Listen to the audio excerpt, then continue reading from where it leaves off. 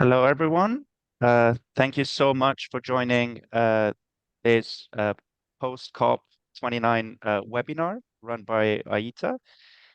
This is the first session we'll run today. There will be another one later.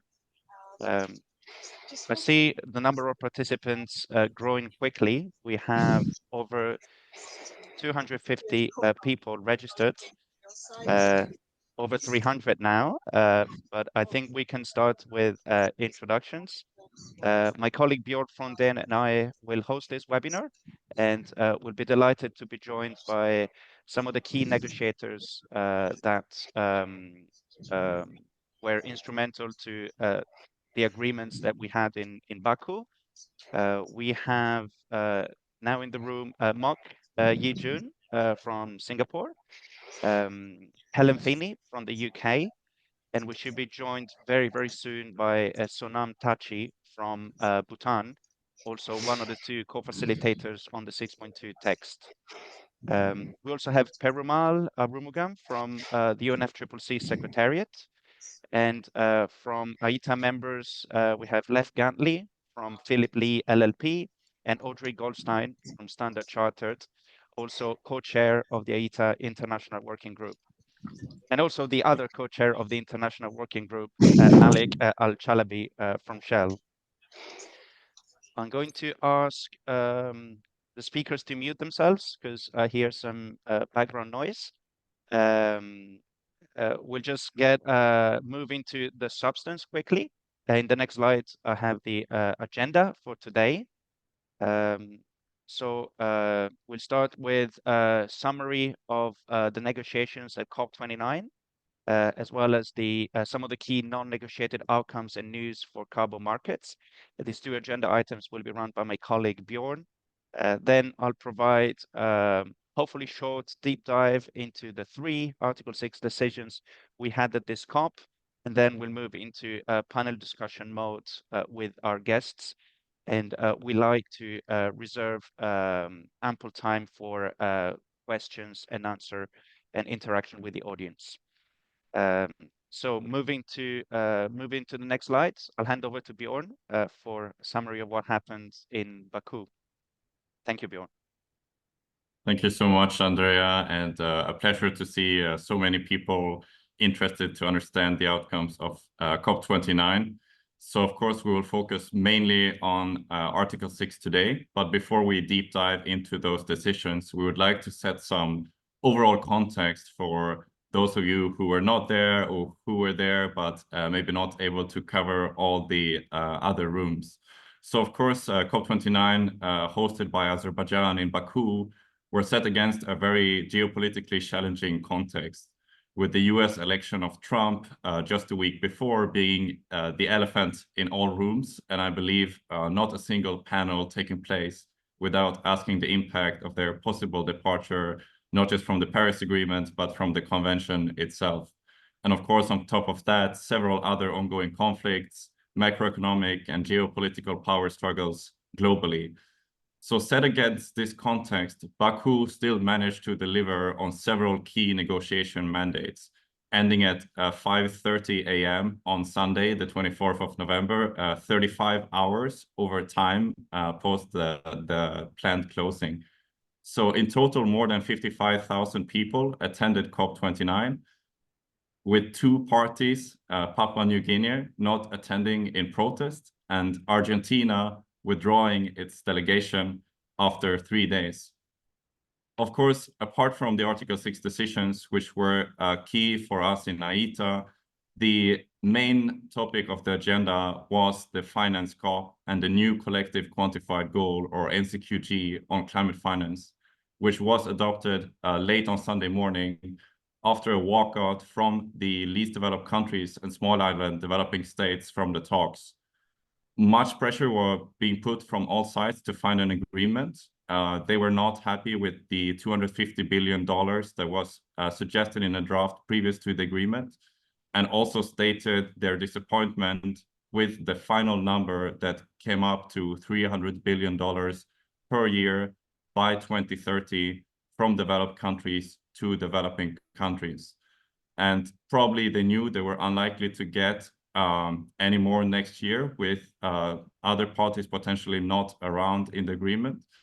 And interestingly, one of the earlier draft texts produced during the week, the role of carbon pricing in high integrity voluntary carbon markets to mobilize finance, was mentioned in the NCQG text. But this was, to little surprise, removed from future provisions of the text.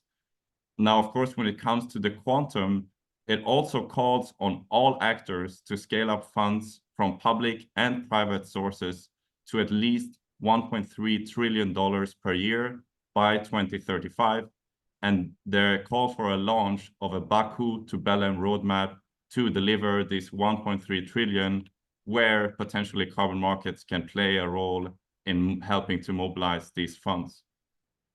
Now, another key topic of discussion was, of course, when it comes to mitigation and the transition away from fossil fuels. And we saw a potential backsliding on the text that came out from the UAE dialogue on implementing the global stocktake from COP28 in Dubai last year, which was not adopted by parties in the closing plenary. And when it comes to the mitigation work program, we saw only a procedural conclusion without mention of the 1.5 degree targets, GST outcomes, or the phasing out of fossil fuels. We also saw little progress on adaptation and loss and damage, which were other negotiated items during COP29, with only procedural conclusions on the new global goal on adaptation, or GGA, and no decision on loss and damage. There was also a lot of focus being put on CBAM and trade-related climate measures. And we saw a new work plan being developed on response measures, which is the negotiation item this falls under, from 2026 to 2030, where this will be integrated as a formal agenda item for the COP. Moving ahead to the next slide, we also saw, of course, a lot of non-negotiated outcomes and news, and we have tried to compile many of them on this slide. I won't go into detail on each of the different initiatives because that would take us the whole webinar. But we saw, for example, Norway launching a new global emissions reductions initiative, committing $740 million for Article 6 activities. We saw Zambia as the host country signing most new Article 6 agreements with both Singapore, Sweden, and Norway. We saw a new mutual recognition agreement between Indonesia and Japan, and also a number of new tools and developments, for example, with Singapore, Gold Standard, and Vera, outlining progress in the development of carbon credit protocol to implement Article 6.2, a new approach by World Bank, A6IP, GGGI, ICVCM, and VCMI to develop carbon market strategies. We saw new letter of authorization, or LOA templates, being produced by the World Bank and MIGA, and a new project by the European Commission, which is called the Integrated Assessment for Article 6, that will support Peru, Sri Lanka, and Tanzania. Outside of Article 6, we also saw new NDCs, both from Brazil and the UK. Helen is here on the call, so maybe if you want, you can share some updates on that.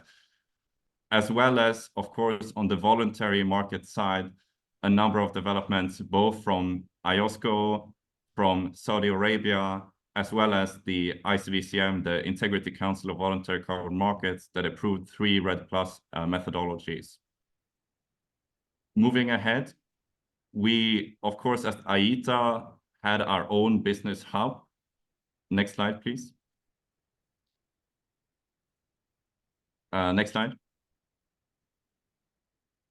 During which we hosted a number of side events for the whole 2 weeks, more than 42 side events on carbon markets. So for those of you who were in the negotiation rooms, you missed out. And for those of you who joined us, thank you so much to all the partners, sponsors, and participants. Next slide. We also launched our own Business Pulse survey developed with the Article 6 Implementation Partnership, which is one of our flagship reports, where we interviewed or surveyed more than 100+ private sector respondents and saw their interest and opportunities and challenges in participating in Article 6 transactions, with the key results being that the private sector sees major opportunities and a majority, 83%, being willing to pay somewhat higher or much higher than average market price for Article 6 ITMOs, as well as for Article 6.4 mitigation contribution units. But 70% of the respondents saying that uncertainty of guidance from the UNFCCC negotiations is the key obstacle to effective implementation of Article 6. So I think the outcomes of COP29 can hopefully change that number. And I urge all of you interested to scan the QR code here on the slide and read to find out the full details of the report. And with this, I will hand back to Andrea to guide us through the negotiation outcomes on Article 6.2 and 6.4. And you can go to next slide, please. Thank you, Björn. As I said now, we deep dive into the decisions. In Baku, we had 2 decisions on Article 6.4 and 1 on Article 6.2. There was also a decision on Article 6.8 on non-market approaches, and that was taken unusually at the end of week 1. So overall, despite the difficult COP and context, at successful COP for Article 6. So there was a decision on Article 6 during the opening plenary on day 1. In that decision, the CMA takes note of the standards on methodology and removals developed by the 6.4 supervisory body earlier in the year.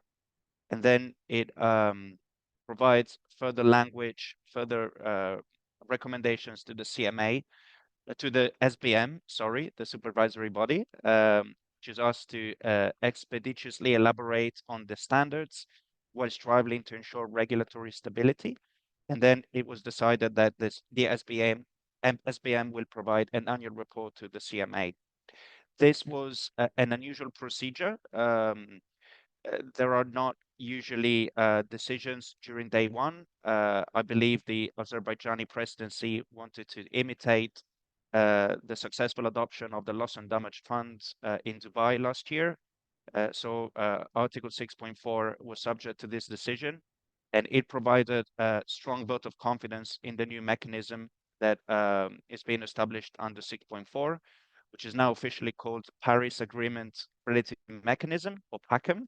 We should learn to use this new name. And what I was really happy with was the positive media coverage, at least on the English language media, that about the coverage of this decision. Then, still on 6.4, after 2 weeks of negotiations, we had another decision. Parties agreed on the outstanding items related to the mechanism.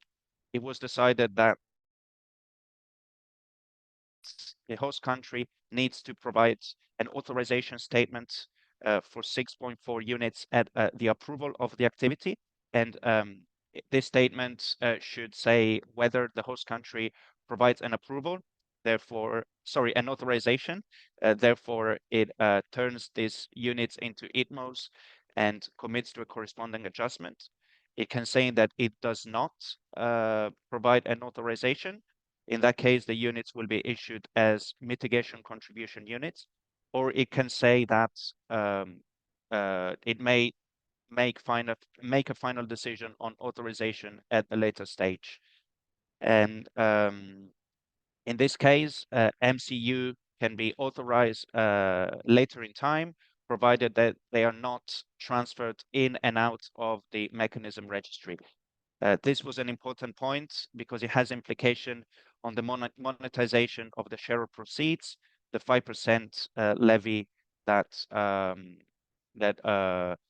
will be used to provide finance to the adaptation fund.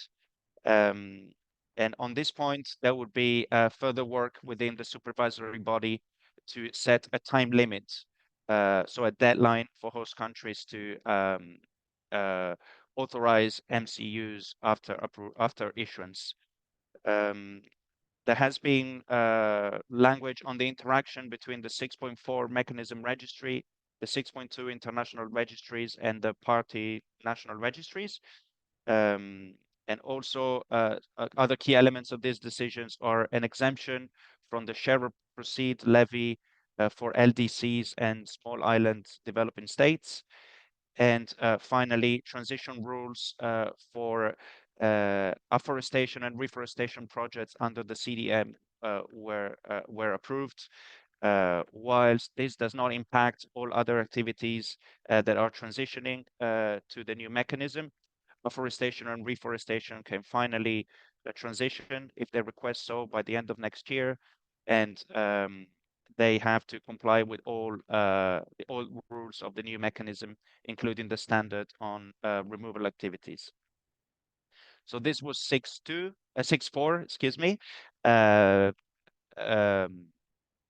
very positive signal on the first day, and the outstanding elements agreed on the last day. The decision on 6.2, and if we can move to the next slide, as you can see from the large amount of text in that slide, next slide, please. You see that the text was more chunky. At some point, it was over 40 pages. And it covers several elements, some of which have proven very, very contentious. And until the end, the parties had very strong and divergent views on some of these elements. I'll try to summarize the key elements of the text here. I think this is a very complex text, and there are some elements that are probably still not fully clear. So I'm very happy to hear the take of negotiators and the Secretariat later during this webinar. But on authorization, what was decided was first an acknowledgement of the three components of authorization. Under 6.2, there's an authorization of the cooperative approach, an authorization of ITMOs, and an authorization of entities. This language was already in the COP26 decision, but it has been more clearly spelled out and clarified in this decision. It was also agreed that the three components of authorization can be subject to a consolidated authorization process if party decides to do that. And again, on authorization, we had some mandatory requirements on the content of the authorization statements. This is a list that all letters of authorization shall comply with. To support parties, the Secretariat will develop an LOA template, but this template will be voluntary. Parties are not required to use it. And regardless of the template, the Secretariat will provide a public repositories of all LOAs in the CARP, the centralized accounting and reporting platform that the UNFCCC Secretariat runs. Key element for the private sector was the language around changes to authorization, and that includes the issue of revocation. It was agreed that changes shall not apply to ITMOs that have already been first transferred unless otherwise specified by parties. So it opens the door to changes after first transfer, but crucially, all the terms and conditions for changes shall be specified in the LOA, which, as I mentioned before, will be publicly available. So perhaps not the restrictions to changes and revocation that we advocated, but at least the terms and conditions will be publicly available beforehand, so private entities can know and manage the risk involved when acting in these markets. Second topic was clarifications on the application of first transfer, a very, very technical, section. So we had guidance on first transfer, in case of ITMOs authorized for dual use, so for the achievement of an NTC or other international mitigation purposes, which includes CORSIA. And there was also a paragraph, probably the most complicated one in the text, that was intended to avoid very late first transfer, especially when the first transfer is defined as the use of cancellation of the ITMO, which, according to the Glasgow text, is allowed in case of authorizations for other international mitigation purposes. Again, on first transfer, parties shall now have robust arrangements in place to be notified first transfer. And again, this is to ensure that all first transfer are tracked when the first transfer is defined as something that happens post-authorization. Next, we had additional elements in the initial report. This was a strong request from some parties to ensure we had so-called upfront transparency in Article 6.2 activities. There's a list, a fairly long list in Annex 1, and the CMA requests to incorporate these elements in the initial report. So I'll be happy to hear in this webinar and later in time the views of lawyers on to what extent this is mandatory or it is simply a request from the CMA. Similarly, on the agreed electronic format, this is the format of the annual information that parties need to submit. Crucial element to ensure the transparency of Article 6.2 approaches. There is a request to use the updated draft agreed electronic format. So very importantly, the agreed electronic format was not adopted. It's still a draft, but there's a request to use. So to what extent this is mandatory or parties have discretion, I believe it remains to be interpreted. Finally, sequencing. There was another strong request from some parties that wanted the submission of the annual information to happen only after the initial report was reviewed.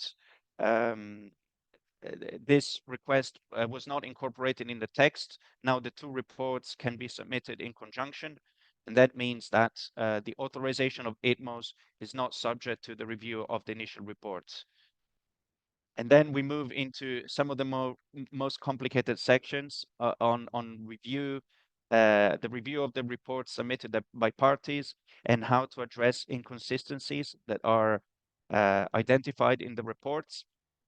So the review will happen, and this had already been agreed at COP27 in Sharm el-Sheikh. It will take place in two stages. There will be an automated consistency check and a technical expert review. And the results of both reviews will be publicly available in the CARP, the centralized accounting and reporting platform run by the Secretariat. Inconsistency, which is the term that was already in previous decisions. This term has been defined as omissions of information, mismatches in information, or contradictory or conflicting information. So a fairly large definition, fairly broad definition of inconsistencies. And then there were two objectives in past decisions used to identify some of this inconsistency. These two words were significant and inconsistent, and these terms have not been defined. So it will be up to the reviewers, the expert review team, to decide whether any inconsistencies are significant and or inconsistent. So what happens if ITMOs are flagged as inconsistent? Parties are requested not to use ITMOs with inconsistency, only if these inconsistencies will have an impact on the adjusted emissions balance.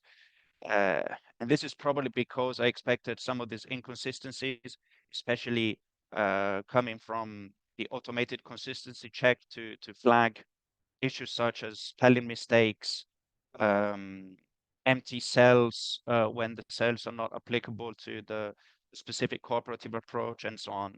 But again, this is an area where I think further discussion may help clarify how the system would function, how the process would function. But then, in addition to this, when reviewers identify significant and/or persistent inconsistencies, they will have to liaise to the Paris Agreement Implementation and Compliance Committee. So the review team has no power to cancel ITMOs or prevent the trading of these ITMOs. It will be escalated to this committee that is already in functioning under the Paris Agreement. Finally, last but not least, I should say, because this was likely the most difficult issue to be resolved. And when the text was submitted for adoption in the plenary, we still had some concerns that some delegations may veto the text on the basis of the language on this topic, the international registry. So there was divergence between parties on whether this should be a so-called pull and view registry, so that will basically only track information contained in underlying registries, or it should be a fully fledged registry that would allow the issuance and trading of ITMOs. What was agreed was that the main function of the registry would be pull and view, and 6.4 ERs would be transferred to these international registries as ITMOs, meaning as accounting units, not as real underlying mitigation outcomes. But then if a party requests so, the Secretariat will provide additional services, additional registry services, which will include the issuance of units. And also the Secretariat will provide capacity building to parties on request on the implementation of a national registry. So probably an elegant solution that allows the two models to coexist and was considered acceptable by all parties. Finally, a mention of something that was not included in the final text, the definition of a cooperative approach. In some iterations of this definition, we thought that this would significantly restrict the ability to trade ITMOs for private entities and potentially even complicate the CRUCIA program for international aviation. So overall, we're glad that this was not included in the final text, but some elements of this are now in other parts of the text, especially in some of the reporting tables in the annexes. So as I mentioned before, this is perhaps another area where interpretation, discussion on interpretation and operationalization would be very helpful. With this, and I apologize for the long summary and the very texty slides, but I hope it was useful. I see there's lots of questions in the chat, which we'll take at the end of the meeting. We'll now open to the panel discussion. And if we move to the next slide, you'll see the pictures of all the people who will be with us. Oh, no, sorry. I was going to forget what's next.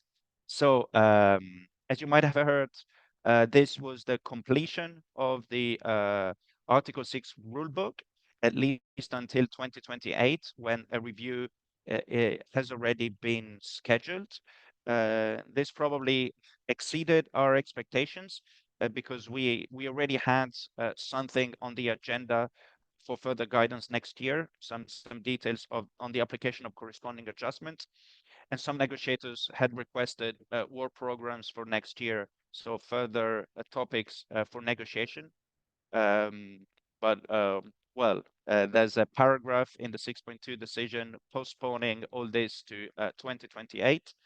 So I think it was positive sign, ensuring market stability, ensuring that the focus can now be implementation. What will be negotiated next year? is the termination of the CDM. There was no decision on this, so the program is still effectively alive, and there are discussions on how to transfer the leftover funds in the CDM trust fund. But of course, we will be busy with the operationalization of the 6.4 mechanism, the Paris Agreement crediting mechanism.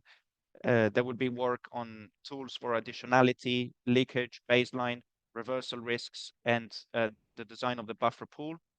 And also we expect the 6.4 registry to be established early next year, probably. And in parallel, the work on the establishment of methodologies under 6.4 is ongoing. Last year, we had consultations on a few methodologies in the area of renewable energies and landfill gases. So I expect those methodologies to be the first ones to be fully operational and available for project developers, and but more will come certainly next year. Next year, we'll also have the new round of NDCs, the so-called NDC 3.0, which must be submitted by parties by the 10th of February. As mentioned by Björn, there will be the Baku to Belém roadmap on finance. And here, I think the discussion of whether carbon markets can contribute to finance flow and how they should be accounted will take place. And then there will be a COP in Belém in Brazil from the 10th of 21st November. We hear of significant logistical challenges and many speculations on whether the COP will fully take place on Belém or not. I think these are all speculations, hard to tell.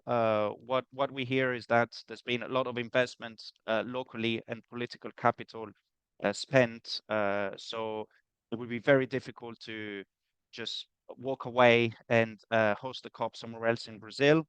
And I found the photo of the conference center that is being built. It's on this slide. So it's likely that we will be in Belém next year.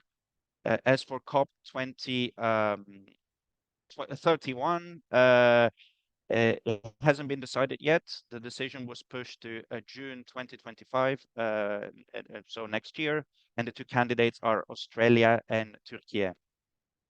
So that was that was it from me, and we can move to the panel discussion, which will be co-moderated by me and Björn. So next slide, please. And I invite panelists to turn on their camera if they can. And I'd like to go to Sonam first. Hi, Sonam. I can see you now. So as I said, you've been one of the co-facilitators for the 6.4 text. So just to break the ice, would you like to provide your views on what this decision means for the market? Maybe highlight some of the points that I did not mention in my summary, and yep, just overall your take on what this means for international carbon markets. Thank you, Sonam. Okay, thank you, Andrea, and nice to see you again in a few days' time. I mean, so anyway, I think you did provide a very good summary, so it makes my life easier, and also we can save on time. Jokes aside, but no, so I think this is an important decision because many of us were quite skeptical. I mean, that till the last moment. That this will not get through because indications were that again it's going to be a repeat of what happened last year. But during the closing plenary, I think that was a big surprise to many of us, even to those who are closely following and working with this year. So as you're mentioning, the Paris Agreement crediting mechanism, we have to get used to this terminology. It's very important because unlike 6.2, the cooperative approach, where not every country is going to get into a cooperative approach, or you may not find countries who, for whatever reasons, will be interested to work with you. I think it's important that this the 6.4 mechanism is operational because being a UNFCCC administered mechanism, it's basically what you call a repeat, of the multilateralism in the carbon markets, where you have the UNFCCC overseeing this, and then you have countries participating through it, through project developers and also. This is something where really I would say that this is a very, very important decision. It allows a very inclusive market mechanism to now be up and running, and so from that perspective, where as long as you meet the participation requirements, and also for participation by many countries, and then really it's up to countries on how you're able to fulfill the requirements and all. And Andrea, just to add to a few things, yes, you're right. At the beginning, the opening plenary, when the agenda was being discussed, I mean, there were a lot of differences, a lot of behind the scene negotiations, countries, groups talking to each other, whether what the 6.4 supervisory mechanism did, was it legal? Was there precedents? Are they allowed? And then fortunately, we managed to get that through, especially the two reports, the methodologies and the removals report, because certain groups and even countries were saying that they would object to how this process was carried out. But fortunately, the presidency was able to resolve this. And then again, I'll not get into the details. You've already mentioned the other issues that were important, where for the last so many years we've been all discussing never reaching an agreement, or about to reach an agreement, and then one of them doesn't get through. Like last year, what happened in Dubai on the authorization, on the registries and all. I'm not getting into the details. I mean, you've already mentioned about this. But again, just to share with everyone the difficulties of reaching this consensus, and why we owe it to a lot of people. I mean, to the Secretariat, the Presidency, fellow co-chairs, co-facilitators, the ministerial pair, Singapore, New Zealand, all the work that was put in really to make this work. Because behind working with the team, trying to bring consensus, we used to get stuck for hours, trying to find the right language, the right compromise, and talking to everyone on across these matters. For instance, if you take the case of the registries, whether we use the word transfer or whether you use the word transaction, I mean, that became very important also. And then a decision had to be taken on, on how do you bring about that balance. And then on if you look at para 2 of the methodologies of 6.4, I mean, let me not get into the technicalities again. Andrew, on the way forward, you've mentioned about the work that is there, right, on additionality, leakages, reversal risk. Again, in the text, it looks easy. I mean, when you look at it now, you're saying, okay, what's the big deal about reaching this, right? But again, just to let everyone know, and hours and days were spent, to agree to that also, because a lot of differences, for instance, on the time frames, right? The 2-year authorization, and then on when you deal with removals, what commonly called as the climate relevant time frames and all, and people were discussing. We get paid only for 20 or 30 years if a project starts, but you want us to be responsible or liable for the next 100 years. So these again, a lot of the interplay of the markets into the negotiated tax and all that come out is so. And then on the issues of SOP and the share of proceeds for adaptation and OMG, or the haircut for mitigation, global emission mitigation. Again, this was again just to share. I think now it's okay. Everyone knows that the LDCs, it was an issue that was of importance to the LDCs to enable them to be attractive destinations for investments. But again, the negotiations can take a very interesting turn, where then you find other groups and countries who are not LDCs taking part in the discussions. So again, that's just to share some of the dynamics. But it's good what we have now in the text, even for LDCs and SIDS. Overall, if you look at the text, is there room for improvement? Yes, and for that we have 2028. But the key is this is a workable text, at least being part of this whole co-facilitation and being part of this following Article 6 for the last 6-7 years. I think that this is a text that is workable, that it's a good start. And the key thing is we really have to start implementing, so that it's learning by doing. Yeah. So Andrea, for now, that's yeah. Thank you, Sonam. I was scrolling through the questions in the chat. So LDC is least developed countries, SIDS, small island developing states, for those who are not too acquainted with the many acronyms we use. And also there were a few questions about the CDM transition. So this year we agreed on transition rule for afforestation and reforestation. Sonam, would you like to clarify the rules that were agreed in past COPs for other activities, other CDM projects? Would you like to? Oh, okay.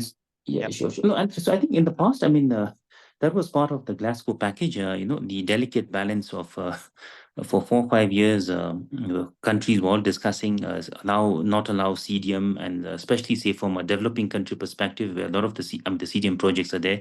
So in Glasgow, finally, the breakthrough was there on that the CDM projects, the activities will be allowed to transition to the 6.4 mechanism, and then but the credits will be used towards our first NDCs and all. This time in Baku, we almost faced difficulties because, again, the issue did come about. I mean, first to do with the afforestation, reforestation that was brought about by a party. I mean, it went to the CDM executive board, then it was sent back. I mean, just to cut a long story short. And then we did have this issue of this, right? The additionality, which I think we don't need to explain that. In the earlier text, there was a requirement, a proposal that the CDM projects in transition will be subject to additionality. I mean, this created a lot of issues because many countries were not happy with this proposal, mainly because they were already saying in CDM, you already have an additionality test.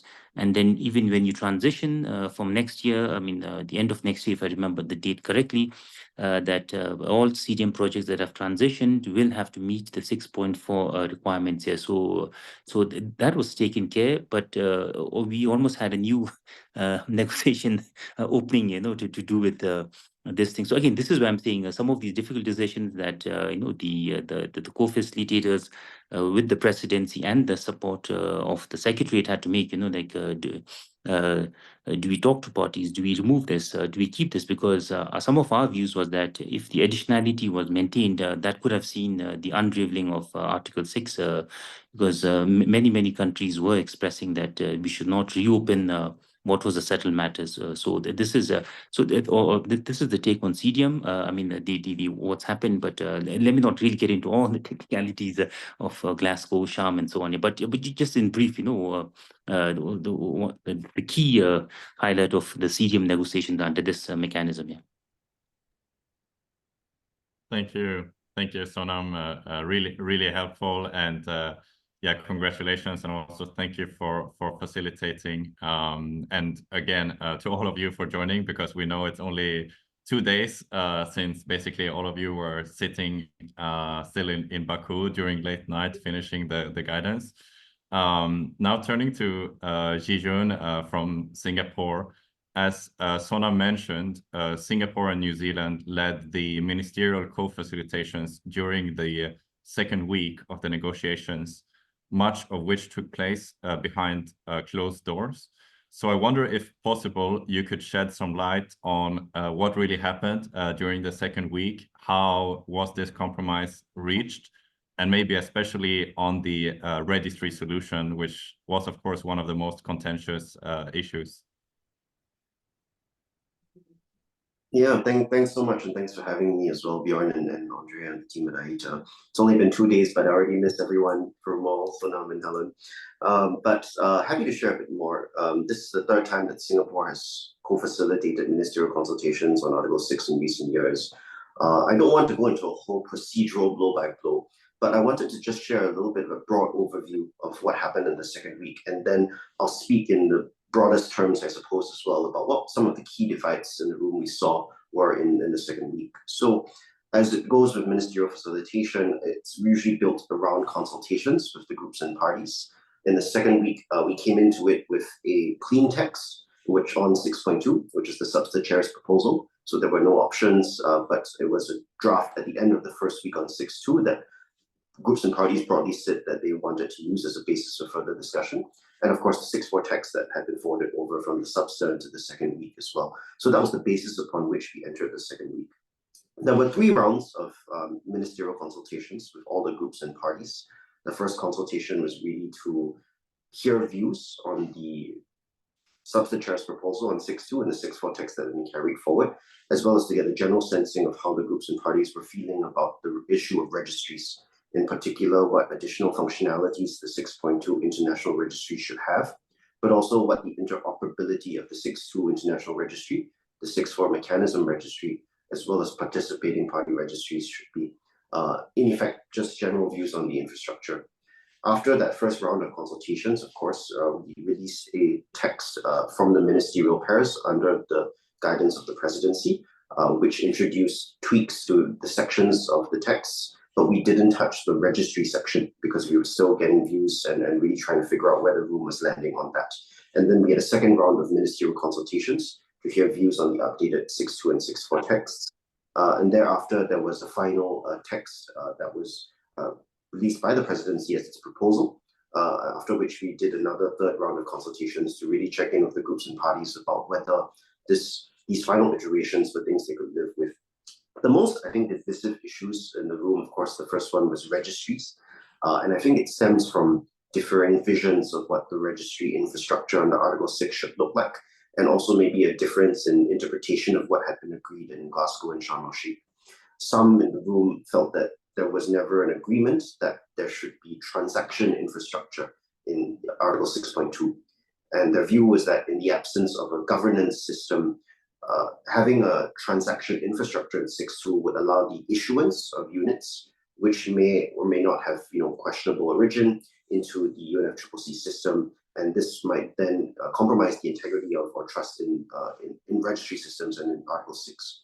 The other view in the room, I suppose, was that it was important for the registry infrastructure to have transaction functionalities, in part drawing on paragraph 29 of the annex in Glasgow, which really noted that 29 and 30, sorry, which mentioned that the international registry was meant to have the functionalities of a participating party registry as laid out in paragraph 29 in Glasgow as well. So I think for some in the room, they saw this as an equity issue, that not having this transaction functionality would compromise their ability to participate in Article 6, as well as questioning why there had to be a reliance maybe on underlying programs, approaches, and registries to be able to issue units. So the registry issue, I think, was the most divisive, came down to the very end of the second week. And I think some of the compromises that were made were included, to draw issuance out of the 6.2 International Registry as a function, and to offer that as an additional service that's provided by the Secretariat. And that was one of the things to kind of try and balance the rule. But also, for example, allowing the 6.2 International Registry to be able to, in effect, transfer and hold units as well. So the registry issue was I think, a big one. The other one, I think, that came down to near the end of the second week was the relationship between upfront information as well as the addressing of inconsistencies. Some in the room felt that paragraph 18G of Glasgow had already laid out what needs to go into an initial report, and were questioning why there was a need for additional requirements or elements that they had to report in their initial reports, and also asking whether there was really a need to have a standardized set of elements that were mandatory for an authorization. Others in the room, I think, felt that it was important to have all of this so that there is more transparency on cooperative approaches. There's more clarity about where ITMO is being generated from.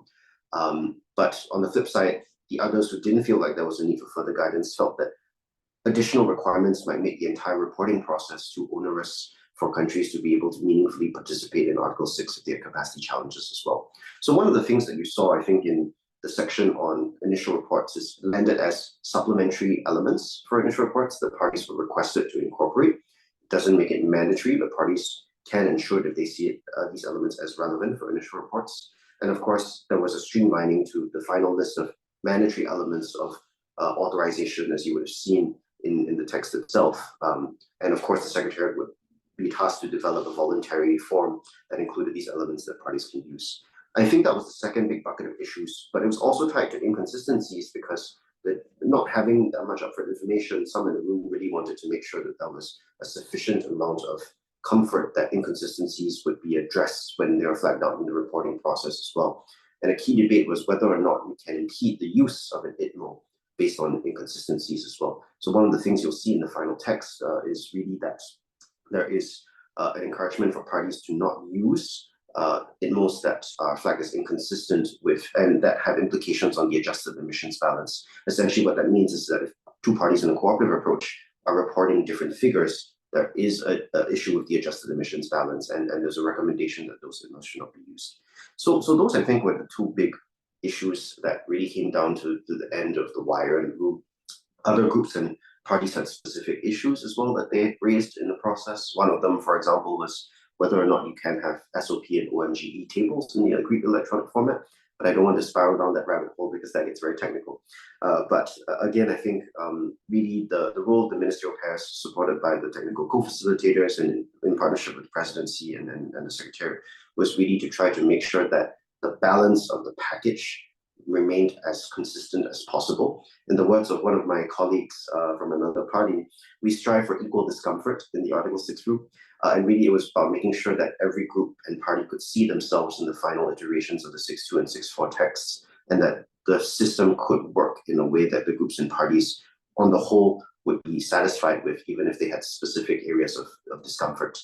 So that would just be my high-level overview of that. Yeah, back to you. Hey, thank you, Jun. Moving on to Helen, the third negotiator here with us today. I'm gonna link to the last statement made on equal discomfort. So perhaps from your perspective, looking at the package agreed in Baku, what makes you happy and what makes you unhappy? What are the positive elements and the ones where think we need a bit of attention, or you may see some problems in relation to implementation? What would you like to share with us? Thanks, and thanks so much for the opportunity to speak today. Well, really broadly, we are happy with the deal. It was a huge step forward, and I think looking back, comparing to the text tabled in Dubai, there were a lot of huge breakthroughs. So I'll definitely start with the positive there. And I think just running through the sequence of events, we were very happy to see the Article 6.4 standards adopted day one. We were also happy to see Article 6.8 agreement in the first week. So seeing 6.8 progress independently.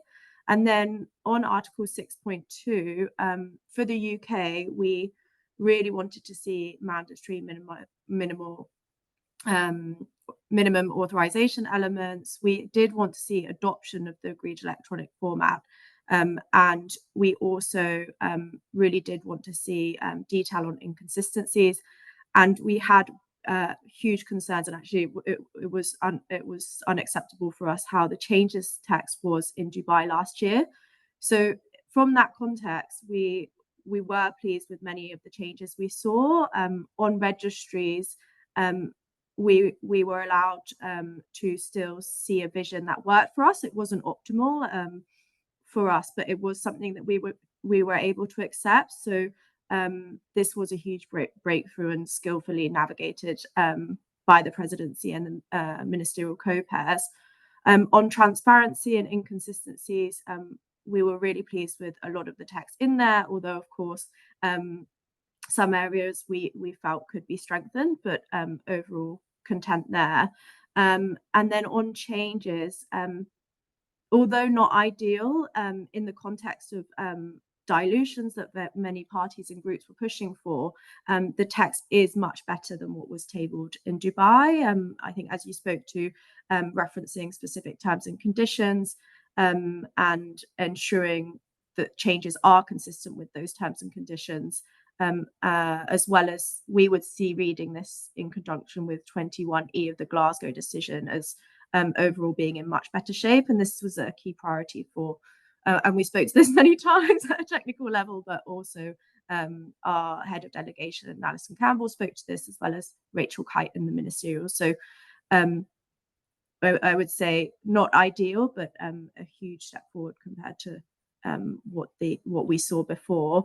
And then on the AEF, we aren't happy that it wasn't adopted. So this was a key ask from the Umbrella Group. The Umbrella Group does have different views, but that was something where the Umbrella Group was united in wanting to see the agreed electronic format adopted. So disappointment there, but This is tempered by the fact parties are requested to use the updated draft.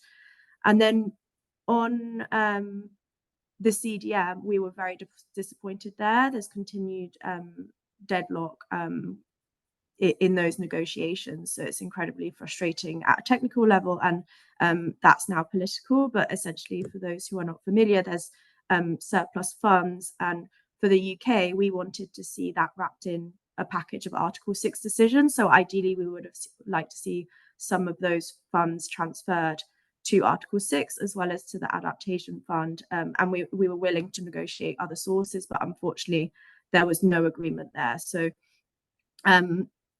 pretty unhappy there, we would say. So hopefully that gives you a flavour of where we're at. But to recap, we were most pleased with the minimum authorization elements. We were glad to see a compromise on registries reached and improved text on changes that at least provides some certainty to the private sector. And we were very disappointed about no agreed electronic format adoption and continued blocking in the CDM room. And maybe I'll pause there. Oh, and on our NDC, so maybe I'll just speak to that briefly. So our Prime Minister announced it at COP. So we plan to cut our emissions by 81% from 1990 levels. So that's a clear progression from our last NDC, which was by 68% by 2030. And our NDC was informed by advice from the Climate Change Committee, as well as the outcomes of the global stocktake, and is aligned to limiting global warming to 1.5 degrees. And we really want to see more countries coming out with ambitious NDCs, and hope to see more coming forward this next year. And then on markets, the key question is whether the NDC includes Article 6. So it's similar to our past NDC. So we will not be using Article 6, but we reserve the right to. But that doesn't mean we can't engage in our carbon market programs. So we fund quite a few carbon market programs, including through the World Bank, but those are ODA funded and we don't use them towards achievement of our NDC. And that was quite a lot. So I will pause there. Thanks. Thank you so much, Helen. That was comprehensive and really interesting to hear. Turning now to Perumal, a pleasure to have you also on the webinar. You have been, of course, leading the implementation and negotiations on Article 6 from the UNFCCC Secretariat side for a very long time. So first of all, congratulations. How do you feel? And maybe as the second question, what comes next for the Secretariat and the 6.4 SBM in terms of operationalizing the Paris Agreement crediting mechanism? I saw a large number of questions in the chat. When do you expect that the first 6.4 credits can be issued and transferred? Someone asking, is it possible to start developing HACM project before 2028? If yes, how?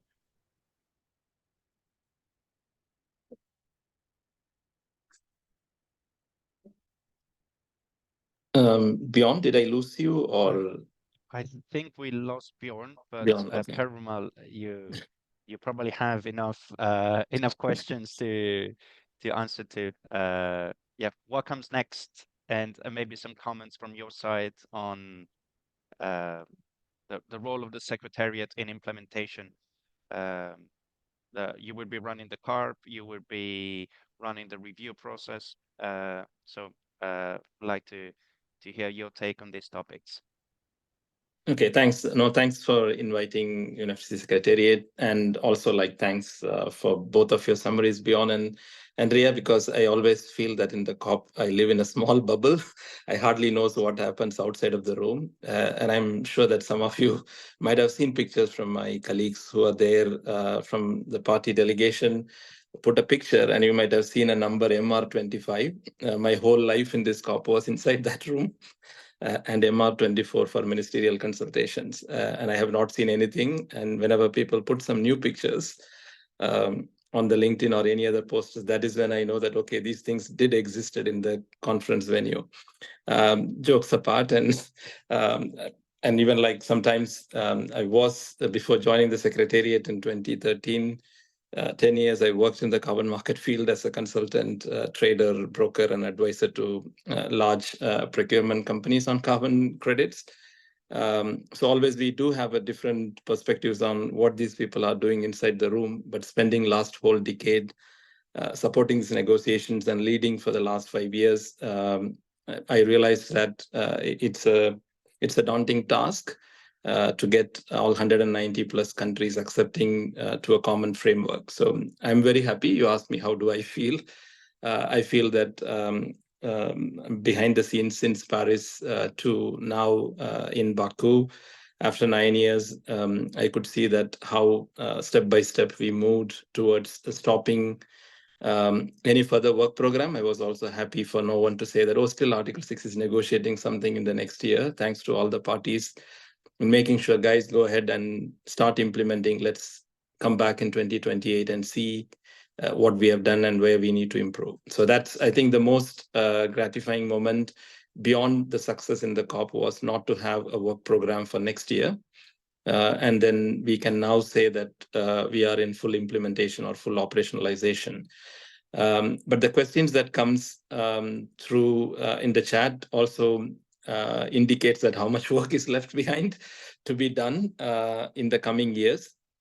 So before getting into 6.2, I think I would just start with PACM. Within PACM, we are not starting with a clean slate at this moment. As you may know that while we are talking, when we entered into Baku, there was also natural pressure that new activities that wanted to be registered under Article 6.4 had a requirement of submitting prior notification in their interest to participate in the mechanism within 180 days from their start date. And the Secretariat has evaluated more than 1,500 applications, and I have posted about 950 plus being eligible who follow the full 6.4 rules can become a 6.4 activity. So there's a real interest in becoming an 6.4 activity was prevalent even before we had the outcome in Baku. As we speak now, we have 22 plus applications that came from the DOEs, the auditors, the third-party validators and verifiers. Before the end of this year, we would already be starting the initial accreditation assessment for 3 of those entities. And we have to launch the work of assessment of these entities within the first 3 months. The supervisory body has adopted the accreditation procedures and standards so that this is the secondary arm of the supervisory body, which is overseeing the PACM. So they need to have these accreditation done in order for these activities to move forward. So that's there.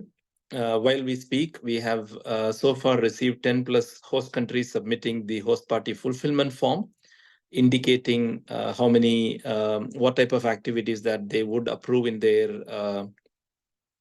countries in order to be part of the PACM.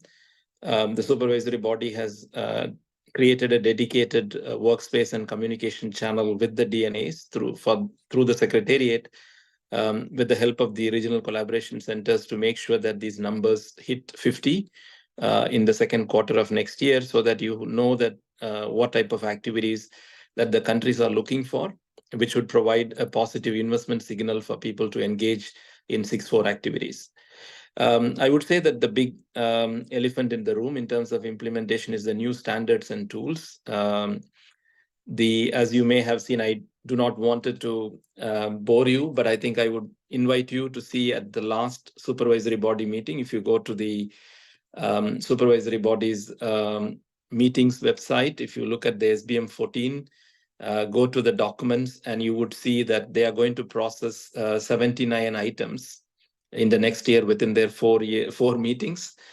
From SBM 15 to 18, they are going to work on 79 items, of which 34 are related to methodological tools and guidances. In addition to that, the Secretariat would be preparing quite a number of forms in order for the activities to be implemented. as promised by the supervisory body of the PACM, the interim registry for Article 6.4 will be available before the end of this week. End of this month, which is less than a week, but we are trying to do it by end of this month or beginning of next month. The interim registry for Article 6.4 issuances can happen. We are in the final stages because there was a 3 weeks delay when we are actually enjoying our time in the COP. So we really didn't move much on those 3 weeks. So we have to catch up in this week. And we will try to have the system in place. And also there's a suite of particular items related to the registries, mechanism registry, the operational procedures for the 6.4 mechanism registry, including the options for the fee schedule, the terms and conditions for the authorized account holders, roles and responsibility of the party account holders are expected to be discussed and finalized by the supervisory body in the upcoming meeting in end of February. So by then you would have a clarity around the registry. And within the methodological and the removal standards, there are certain things that the Meth Expert Group, which is a technical arm established under the supervisory body, has already launched for public comments. And they are meeting in the end of January so as to make recommendations to the supervisory body by February for them to be adopted. They worked on the provisional outcome from the SBM 9 before Dubai. And they have been given a mandate from the last session, once the SBM adopted on the October 9th, to work and revise their standards based on them. And also looking at the prior notifications of the activities to be part of Article 6.4 and the transitioning activities, they broadly cover 5 aspects or 5 sectors, or how you define. They are from energy sector, waste sector, distributed systems, particularly cook stoves and good drinking water, and also the rural electrification and transportation. The supervisory body has already asked the Meth Expert Group to prioritize the methodologies from these areas. And then to respond back to the question that you asked, Andrea, when can an activity be registered? We have received the transitioning activities who do not intend to use new methodologies. I think they might be registered by end of this year, if everything goes well, because we already have received additional information and 3 letters of approvals for projects. And the Secretariat has already started the assessment of this additional information, and the supervisory body will have the total processing time was 42 days. So that has been kicked in. So there is a possibility that before the end of Q1 2025, you will have a registered 6.4 activity, but they are transitioning activities, but they will be called as 6.4 once they transition, because they have been allowed to use the existing methodology until 2025, because their crediting period was longer than 2025. So this also complements, and I think I also wanted to send, I think Sonam clarified it, but also to say that what has been already decided in Glasgow was that any activity that do not use existing CDM methodology, independent of when it comes to the 6.4 mechanism, has to follow the new 6.4 rules completely, which also includes the reassessment of the additionality. So what the conversation happened in Baku is about a decision that was taken in Glasgow, which allowed activities that will be eligible to use existing methodology until a time frame of 2025, also to reassess additionality. I think that's what was rejected in Baku by the other countries, of not touching anything from the Glasgow decisions. And I think parties stuck to themselves in terms of not trying to revisit what has been adopted in Glasgow as a foundation.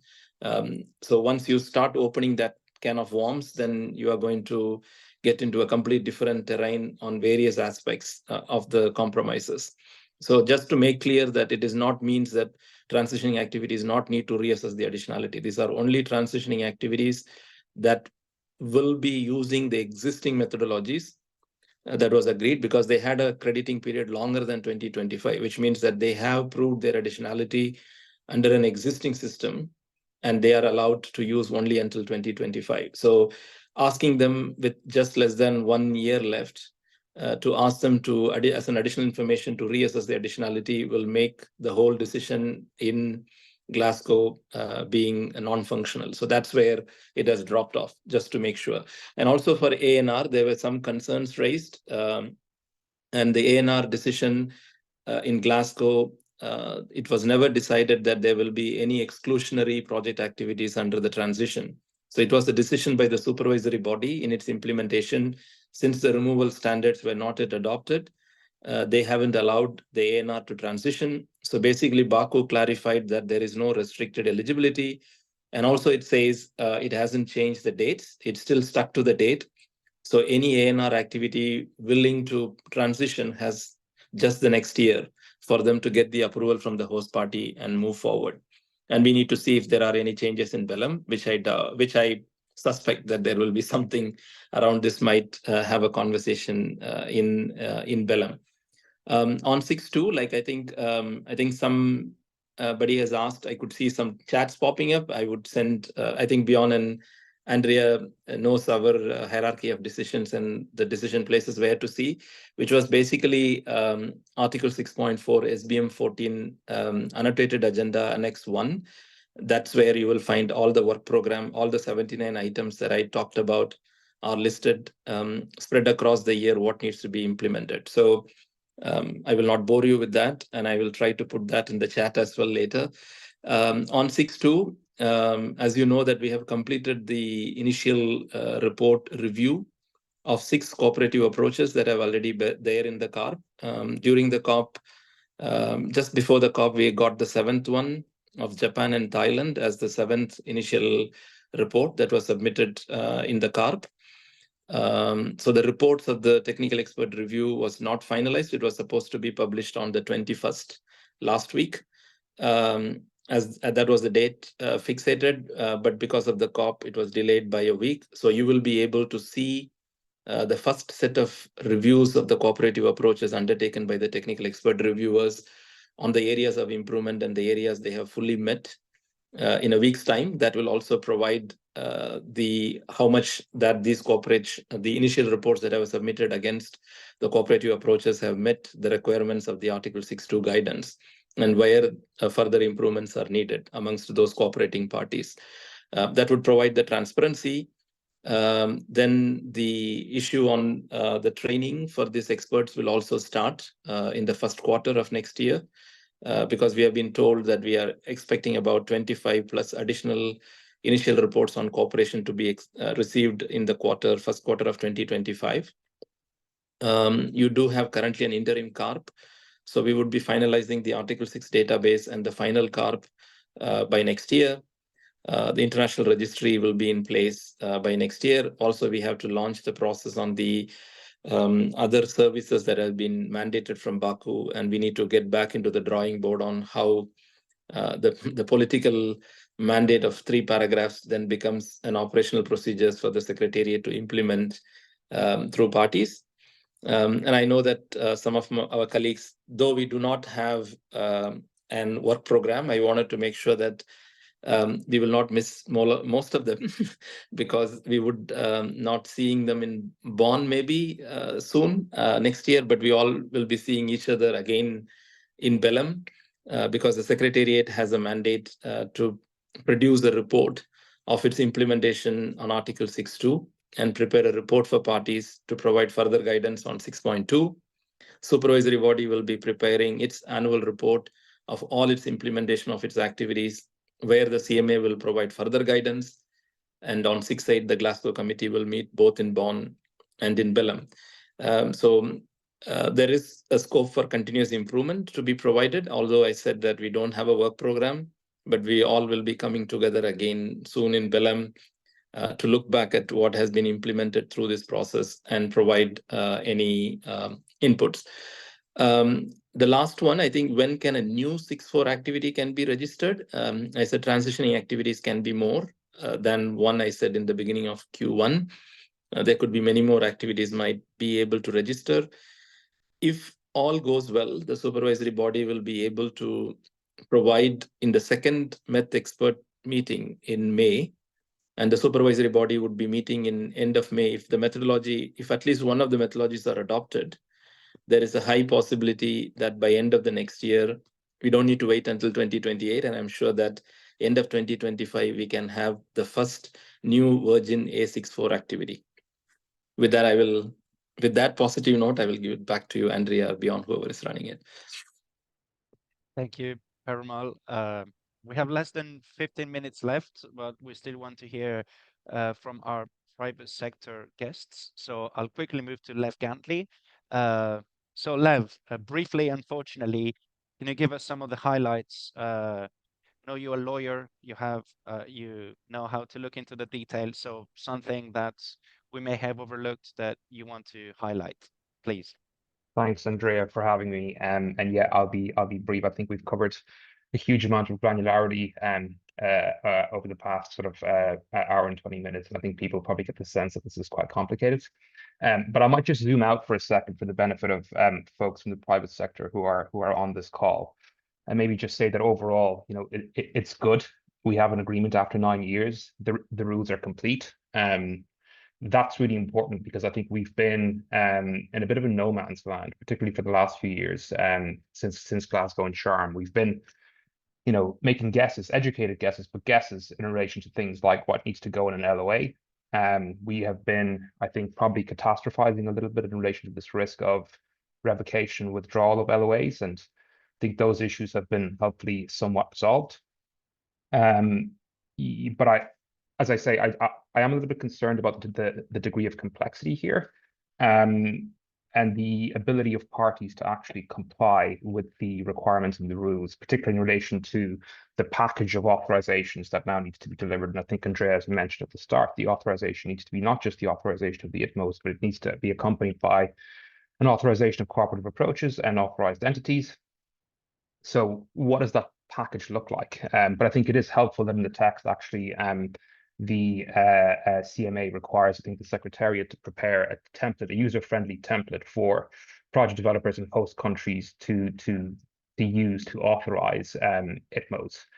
In relation to the change point that I think a few people talked about as well, I think the circumstances in which withdrawal or revocation of an authorization can be effected will now be limited to whatever the parties say in an authorization.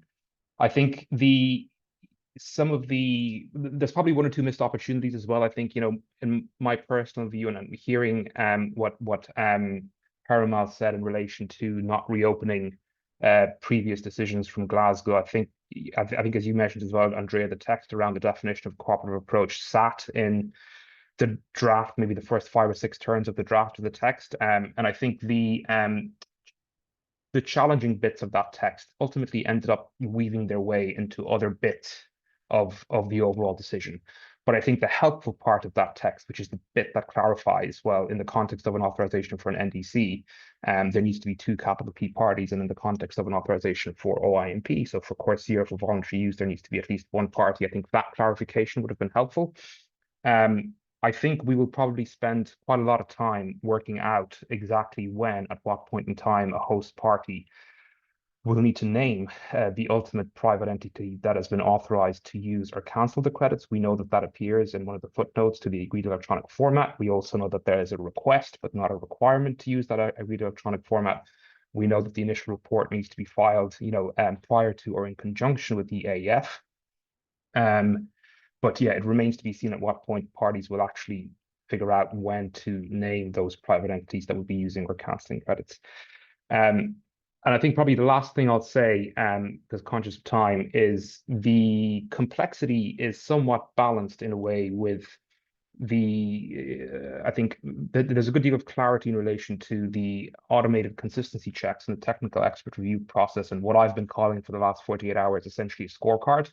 So you should be able to see live how the paperwork is performing in relation to the consistency checks and the technical expert review process. There will be labels such as no inconsistencies found, or inconsistencies found, or significant and or persistent inconsistencies found, right? And that will put the market on notice in relation to whether there are any issues, and that might you know, cause parties to do additional diligence, etc.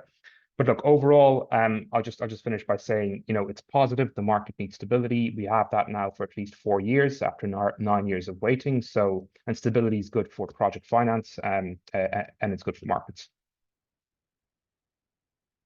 Excellent. Thank you so much, Lev. Now, turning to our second private sector representative here on the panel, we do have Audrey Goldstein, representing Standard Chartered, a bank, of course.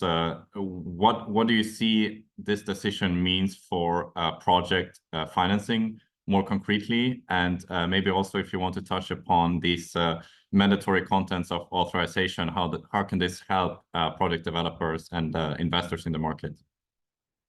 Absolutely. I have the pressure now to try and keep it concise, but thankfully Lev and the others have mentioned a lot of the points I'm going to leverage. I think overall, it is very much a positive outcome. I think the fact that all that has been detailed around more clarity on what needs to go in an authorization, right? On also in particular that revocation risk. All of those are elements that make for more, I guess, bankable projects. It is extremely difficult to look at financing of projects when you are not sure whether the rules are going to change in 6 months' time that the project operates under, whether you can't really know for sure whether the documentation like the authorization letter that you are essentially relying on to authorize, well, or to facilitate the activity have legal standing and do contain everything that is needed. So having more clarification on what needs to go in there, on what are the conditions under which possibly revocation might occur and therefore countries might pull back on some of their commitments, that all makes it a lot more financeable, because the moment you have rules, you have legal recourse, you know where the liability lies. You also have an easier time, I guess, ensuring those risks that might still remain on the activity. And that all of that means you can get multilateral development banks coming to provide guarantees to support those projects, but it also means just as a bank, you can start looking more comfortably at how you can finance those projects. So overall, it is very much helpful. As Lev has mentioned, there are still a few unknown as to how some of those rules will actually materialize in terms of the actual activity to the documentation, but we do very much see this as it's just happened a few days ago. Everybody just needs time to digest it, but we do see a way forward, I guess. The main thing I would say as well, beyond just what's in the document, is the fact that we now have an agreement and that this is not meant to be reviewed or changed until 28 also means that hopefully this will create a more positive sentiment, but also help catalyze more demand. What we need at the end of the day is more countries on the buying side of Article 6, whether they buy directly, whether they leverage the private sector. We now have an NCQG that also says that you can use public, private, and deviers. It does not quote carbon markets per se, but the door is open, right? And so we need countries that are comfortable to actually engage and to be on the receiving end of those credits, because there is no financing a project if you don't have any outlook as to who is going to buy it and who is going to pay for it ultimately. And I do hope that the fact we have new countries coming, signing 6.2 agreements, that Sweden, Norway had mentioned that they were going to do it, but it's formalizing, is a step in the right direction. So yeah, hopefully we'll see by this time next year, we can actually talk about the first Article 6 transactions that have been financed more formally, whether by us or other entities, right? But I think we are going in the right direction for sure. Thank you, Audrey. So we have a few minutes left. Unfortunately, we won't be able to go through most of the questions, but I hope some of them have been addressed. Maybe I see Perumal and Helen are still with us. Before closing, I'd like to get some final remarks from them about the role the private sector can or should play from now on. We represent companies that want to engage in Article 6.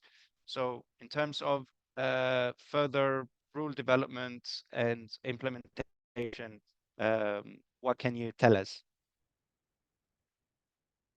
In no particular order, either Perumal or Helen. Always party first. Happy to start. Yeah, I see a huge continued role of the private sector in terms of input to the process. The supervisory body will still be doing lots of work, so there'll be lots of calls for input. I think a particular area where lots of input will be really welcome will be on alternative remediation measures, and that was something that the body wrestled with in terms of how to address reversals, and there's lots more work to ongoing work there, and all the work that's in the work plan of the body. So I'd say continued input there. And then in terms of actual implementation, I think that's where, of course, there's such an important role of the private sector. Actually, maybe I'll just leave it there. I think that those would be my two key messages. Thanks. Thanks. Helpful? Perumal, anything to add? No, I think like Helen covered, but I think like that's one in terms of the voices being heard or consultation. I know that like in many processes and other standard setting, you do have an opportunity to provide inputs. But even within the UNFCCC process, I think in 6.4, I think with the number of inputs that we have processed, be it in removal side or in methodological standards, in addition to hearing or listening from private sector, plus the parties together, like we processed about 900 plus comments before where we have landed at where we are. It's made quite clear that also that we do have, as a private sector, has specific interest on how to move the market. But also you have seen that there is a call from the Baku decisions also to look at how the scientific community is looking at the work that we do, and to also have conversations with them to see how there's a triangulation play between the policymakers, the private sectors, and the scientific community in making the rules that can help us all move forward, be all working under one common objective of the Paris Agreement objectives. So I think that's a clear call. And second thing is that, like, I always have been, whenever I come to IETA's debriefing, sometimes I do feel that I'm speaking in a vacuum. But now I can strongly say that with our full implementation rules are being there, I do not know how much my colleagues or others who would say that, but we can say that now we are open for business, if I may have to call that, because you do have the necessary clarity on the rules, that you don't have any more uncertainty of what parties might say next year. So you do have a stability. I think that's what Lev was talking about, the next 4 years of stability. It's not just the 4 years of stability, but also the rules have shown you that in the UNFCCC process, once you have done something, anything to be done on a retrospective basis is hard to be done in the multilateral process. So this 4 years might be setting stones for the next 15 years. Maybe that this is the policy certainty you got for 4 years, but this 4 years would be working within time frame of your investments for the next 15 years to come. And anything that is being done will not have a retrospective rules under the multilateral process is the strong message that came out of this process. I would say that here you can say that the business can engage. You have the necessary clarity now, be it authorization, be it revocation, be it the transparency, be it the infrastructure that is available, be the quality of the cooperation is going to be reviewed, which you will be seeing in a week's time when the reports are available, to see that how transparent this process is, to provide the necessary comfort, confidence and clarity for the market to function. With that, I will give it back to you, Andrea. Thank you, Perumal. And I noticed Jun from Singapore is still in the webinar. Sorry, you did not appear on my screen. Sonam is also there for your information. Sonam is also there. All of us are there.